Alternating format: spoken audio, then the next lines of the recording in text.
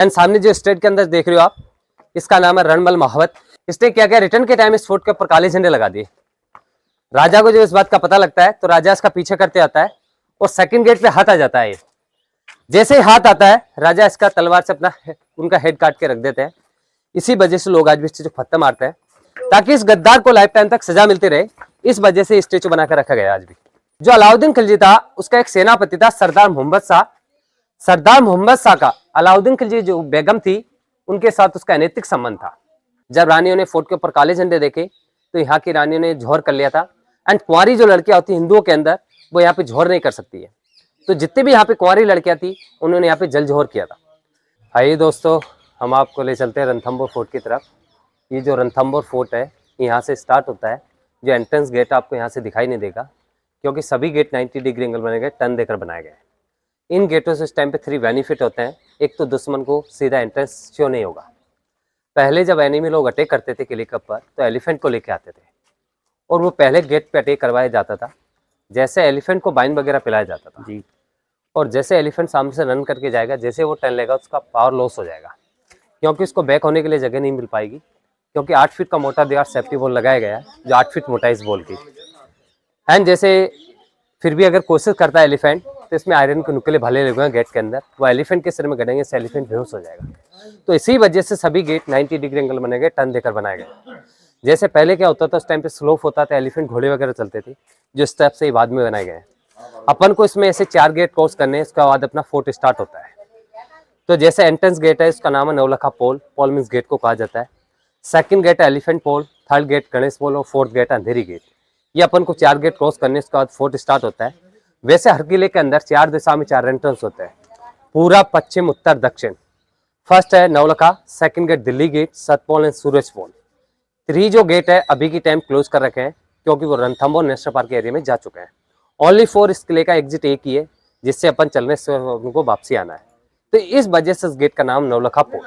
And जो white जो symbol देख रहे हो गोल चक्र, ये अपने जो सूर्यवंशी राजा था उनके यहाँ पे डायनेस्टी है, उनका राज्य प्रतीक चिन्ह है। तो मैं आपको इस पूरे फोर्ट के बारे में आपको बताते हुए चलूंगा। चलिए सर। ये जो रणथंबोर फोर्ट है अपने राजस्थान का सेकंड ओल्डेस्ट फोर्ट है। फर्स्ट ओल्ड फोर्ट है Chittorgarh fort and second old Ranthambore fort है जो 1600 ईयर्स ओल्ड फोर्ट है जी। एक तो ये फोर्ट आपको बाहर से कैसे दिखाई नहीं देगा क्योंकि रणथंबोर फोर्ट 4 देरों और 84 वैली से घिरा हुआ किला है। इस फोर्ट के 4 तरफ डीप है, खाई और पानी से घिरा फोर्ट है। तो ये फोर्ट है अजय दुर्ग। कभी भी इस किले को सैनिक शक्ति से जीता नहीं गया, इस वजह से किले का नाम है अजय दुर्ग। एंड गेट के मिड में जो स्टोन लगा होता है ये गेट स्टॉपर कहते हैं इसको।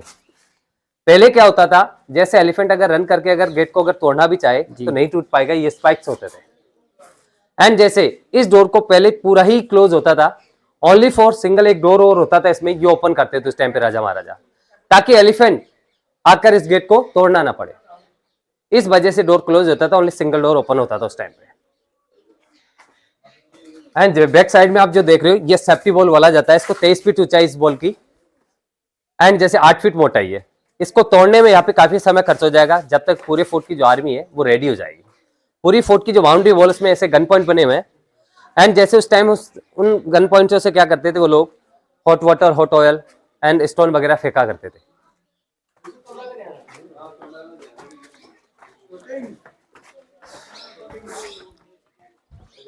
And Ranthambore fort sea level से 481 फीट की ऊंचाई पर बना हुआ किला है। जैसे एक तो दुश्मन को दूर से नजर आ जाता है एंड जैसे जब बनाया गया था इस फोर्ट को पहाड़ों को काट काट कर बनाया गया, एक सिंगल पहाड़ी खड़ा हुआ फोर्ट है। जो सिंगल हिल रहता है उसको बोला जाता है थम। एंड रन जो पहाड़ी होती है उसको बोला जाता है युद्ध की भूमि, रन कहते हैं। एंड डीप में जो नाला होता है पानी को उसको भोर बोला जाता है। इस वजह से इस किले का नाम है रण प्लस थम प्लस भोर इक्वल टू रणथंबोर नाम हुआ इस किले का। एंड जैसे यहाँ पे इस किले की 5th सेंचुरी के अंदर नींव रखी गई थी महाराजा जयंत के द्वारा। 944 के अंदर रेडी किया था इस फोर्ट को बनाने में। उस टाइम इस फोर्ट को बनाया था सप्पालदक चौहान ने जी। 450 साल तक इस किले को बनाने में लग गए थे। एक राजा ने नहीं बनाया इस किले को, कई राजाओं ने इस किले को बनाया। 300 साल तक यहाँ पे यादवों ने शासन किया है। और यहाँ पे 1192 के अंदर पृथ्वीराज चौहान आते हैं और वो अपने नए राज्य स्थापित करते हैं इस किले के ऊपर। एंड जैसे जब बनाया गया था तो जैसे अपने उस टाइम पे सीमेंट का यूज नहीं होता था जी। एक तो होता था स्टार्च, चूना, मांड, उड़द मूंग की दाल, इन तीनों चीजों को मिक्स करके लगाया जाता था। इस वजह से ये फोर्ट आज भी इतनी मजबूत तरीके से खड़ा हुआ है कि सैनिक शक्ति के बल से कोई भी किंग इस फोर्ट पे सक्सेस मिल सकता है। एंड जैसे यहाँ पे इस किले के अंदर 25 हिंदू टेम्पल है, 2 मुस्लिम दरगाह, 1 जैन टेम्पल है जी, जिसमें से अपना ये सामने जो टेम्पल है यह है परकोटे के हनुमान जी बोला जाता है इनको। जब इस किले की स्थापना की गई थी 5वीं सदी के अंदर, उस टाइम राजा ने यहाँ पे 5 मूर्तियां स्थापित की गई थी किले की सुरक्षा के लिए। तो जैसे हनुमान जी है, गणेश जी, भैरव, भवानी और शिव जी है यहाँ पे। तो ऐसे इस किले के अंदर 25 मंदिर है, जिसमें से अपना मेन टेम्पल रहेगा यहाँ पे गणेश टेम्पल जी, जो वर्ल्ड फेमस टेम्पल है, ऑल इंडिया हेड ऑफिस माना जाता है। एंड यहाँ पे एक शिव टेम्पल है, वो भी यहाँ पे जैसे 700 साल पुराना टेम्पल है, उसको भी आपको दिखाया जाएगा। एंड जैसे इस किले पर 1290 सुल्तान जलालुद्दीन खिलजी भी इस फोर्ट पर अटैक करता है, परंतु इस फोर्ट की बनावट ऐसी है कि चारों तरफ खाई से घिरा फोर्ट है, तो इस फोर्ट पर जलालुद्दीन खिलजी सैनिक शक्ति से जीत नहीं कर सकता है। पहले क्या होता था, उस टाइम इस किले की आर्मी पहाड़ों पे रहती थी। अपने जैसे जो बिग स्टोन होते थे वो लोग उन पत्थरों को पुश करते थे। जैसे भारी वाले स्टोन नीचे जाएंगे तो नीचे जाकर वे छोटे छोटे टुकड़ों के रूप में बदल जाएंगे। जलालुद्दीन खिलजी अपनी हार स्वीकार कर वापस दिल्ली लौट जाता है। जलालुद्दीन खिलजी का एक भतीजा था अलाउद्दीन खिलजी।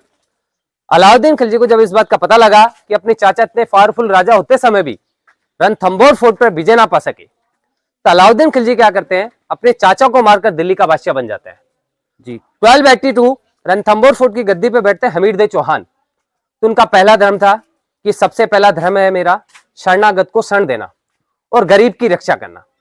यह कहकर रणथंभौर फोर्ट की गद्दी पे बैठते हमीर दे चौहान। जो अलाउद्दीन खिलजी था उसका एक सेनापति था सरदार मोहम्मद शाह। सरदार मोहम्मद शाह का अलाउद्दीन खिलजी जो बेगम थी उनके साथ उसका अनैतिक संबंध था। जब अलाउद्दीन खिलजी को इस बात का मालूम हुआ तो अलाउद्दीन खिलजी ने क्या किया, सरदार मोहम्मद शाह को फांसी की सजा सुना दी गई थी। सरदार मोहम्मद शाह वहां से बच निकलता है, ऑल इंडिया सभी जगह घूमता है, परंतु कोई भी राजा उसको शेल्टर नहीं देता है।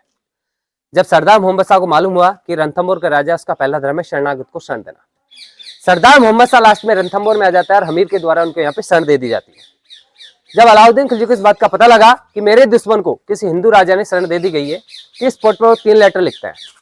फर्स्ट जो लेटर होता है वो होता है कि दोस्ती का, एंड सेकंड जो लेटर होता है वो होता है मेरे शत्रु सरदार मोहम्मद शाह को वापस लौटाइए, एंड थर्ड जो लेटर होता है वो होता है बैटल का। हमीर दे चौहान उस बैटल के लेटर को यहाँ पे स्वीकार कर लिया जाता है, क्योंकि अलाउद्दीन खिलजी भी इस फोर्ट को सैनिक शक्ति से जितने कर सकता है। तो अलाउद्दीन खिलजी ने क्या किया, इस किले को 1296 के अंदर चारों तरफ से कवर करके रख लेता है। इनके जितने भी गुप्त द्वार होते हैं उनको सबको क्लोज करा दिया जाता है, ताकि इस किले की आर्मी बाहर न जाए और अपना राशन पानी लेकर ना आवे। पहले क्या होता था, जैसे जो फोर्ट की आर्मी रहती थी उनके क्या सीक्रेट डोर होते थे, उनसे वो अपना राशन पानी लेकर आते थे, परंतु उनको भी यहाँ पे क्लोज करा दिए गए थे। एंड जो हमीर देव की जो आर्मी थी भूख के कारण मारी जा रही थी। हमीर देव चौहान का किसी कारण बस अलाउद्दीन खिलजी के कैंपस के अंदर जाना नहीं हुआ, तो हमीर देव चौहान ने क्या कि अपने जो मैन कमांडोज थे उनको अलाउद्दीन खिलजी के कैंपस के अंदर भेज दिया गया था समझौते के लिए, कि भाई जाइए आप उनसे समझौता करके आइए। वो तीनों कमांडो वहां पे जाने के बाद में लालच में आ जाते हैं। उनको लालच दे दिया जाता है कि तुमको रणथंभौर फोर्ट का किंग बना देंगे, कैसे भी करके हमारी इस फोर्ट के ऊपर विजय कराइए आप। हमीर देव चौहान जब बैटल के लिए जाते हैं, अपनी जो रानी थी उनसे पहले बोल के आते हैं कि रिटर्न के टाइम अगर फोर्ट के ऊपर आपको ब्लैक कलर के फिल्म नजर आए तो आप सोच लेना मुस्लिम लोग जीत चुके, तो आप झोर कर लेना, और अगर रिटर्न के टाइम आपको ऑरेंज कलर के फ्लैग दिखाई दे तो सोच लेना चौहान जीत चुके हैं। लास्ट बैटल के अंदर जीत होती है यहाँ पे हमीर देव चौहान की, परंतु जो स्टेच्यू देखेंगे यहाँ पर रणमल महावत जो एलिफेंट का ड्राइवर था उसने क्या किया, रिटर्न के टाइम इस फोर्ट के ऊपर काले झंडे लगा दिए और पूरे फोर्ट के अंदर अनाउंस करा दिया गया था कि विधि विधान सहित केसरिया बस धारण करके झोर कर लीजिए। जब रानियों ने फोर्ट के ऊपर काले झंडे देखे तो यहाँ की रानियों ने झोर कर लिया था। एंड कुंवारी जो लड़कियां होती हिंदुओं के अंदर वो यहाँ पे झोर नहीं कर सकती है, तो जितनी भी यहाँ पे कुंवारी लड़कियां थी उन्होंने यहाँ पे जल झोर किया था, क्योंकि उन्होंने क्या किया, अपने बॉडी का बेगिस्टोन बांधे पानी के अंदर जंप कर लिया ताकि जो एनिमी लोगों बॉडी भी दिखाई नहीं दे। राजा को जब बैटल के अंदर पता लगा कि अपनी जीत होते समय भी अपने फोर्ट के ऊपर किसी दुश्मन ने काले झंडे लगा दिया, राजा उस बैटल को छोड़कर आते हैं। जो सेकंड गेट है एलिफेंट पोल, यहाँ पे आज भी स्टेचू बनाकर रखा गया। लोग आज भी स्टेचू पत्थर मारते हैं, जूते मारते हैं, ताकि कोई भी ऐसी गद्दारी ना करे और ऐसे गद्दार को लाइफ टाइम तक सजा मिलते रहे। यहाँ पे 11 जुलाई मंगलवार 1301 अलाउद्दीन खिलजी फोर्ट के अंदर प्रवेश कर जाता है, जो चिटिंग से आता है ना कि वो सैनिक शक्ति बल से आता है। यहाँ पे 2 इयर्स तक रूल भी करता है अलाउद्दीन खिलजी, परंतु उसको लास्ट में यहाँ पे कुछ न मिलने के कारण उसने चित्तौड़गढ़ फोर्ट पे अटैक किया था 1303 के अंदर। जो राजस्थान का फर्स्ट ओल्ड झोर हुआ था चित्तौड़गढ़ में हुआ था, जहाँ पे 16,000 रानियों ने एक साथ सेक्रीफाइस किया था, और रणथंभौर के अंदर 13,000 रानियों ने झोर किया था, परंतु फर्स्ट लार्जेस्ट झोर रणथंभौर के अंदर माना गया है। एंड जैसे आप लेफ्ट साइड जो स्टोन देख रहे हो बिग वाला, यहाँ से देखने पर इसमें गणपति का शेप नजर आता है एंड बैक साइड से देखने पर ये एक बैठा हाथी नजर आएगा। इस वजह से इस गेट का नाम है एलिफेंट पोल नाम दिया गया है। दोस्तों अभी फिलहाल मैं हूँ रणथंभौर फोर्ट में और अभी हम उस जगह जा रहे हैं जहाँ पर उस गद्दार का स्टैचू बनाया गया है जिसके कारण राजा हमीरदेव चौहान रणथंभौर किले को हार गए थे। तो सामने आप जो देख रहे हो ना, यहाँ पर ही उस गद्दार का स्टैचू बनाया गया है। तो आप सभी से रिक्वेस्ट है कि वीडियो को पूरा एंड तक जरूर देखना।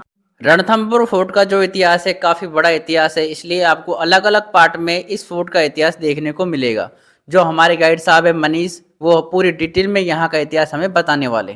तो चलिए एक बार रणथंभौर फोर्ट का जो इतिहास है वो हम जानते हैं। देखिए ये सामने जो स्टोन है, दूर से ऐसा लगता है कि जैसे कोई गणपति हो एंड बैक साइड से आपको देखने पर ये बैठा हाथी नजर आएगा। इस वजह से इस गेट का नाम है हाथी पोल। परंतु कोई भी गेट दूर से नजर आएगा, जैसे एंट्रेंस क्रॉस किया वहां से गेट नजर नहीं आया है। तो सभी गेट दूरी में बनाए गए हैं ताकि दुश्मन को दूर से गेट नजर आए। एंड सामने जो स्टेट के अंदर देख रहे हो आप, इसका नाम है रणमल महावत। महावत कहते हैं एलिफेंट के ड्राइवर को। इसने क्या किया, रिटर्न के टाइम इस फोर्ट के ऊपर काले झंडे लगा दिए। राजा को जब इस बात का पता लगता है तो राजा इसका पीछे करते आता है और सेकंड गेट पे हाथ आ जाता है। जैसे ही हाथ आता है, राजा इसका तलवार से उनका हेड काट के रख देते हैं। इसी वजह से लोग आज भी इससे जो पत्थर मारते हैं।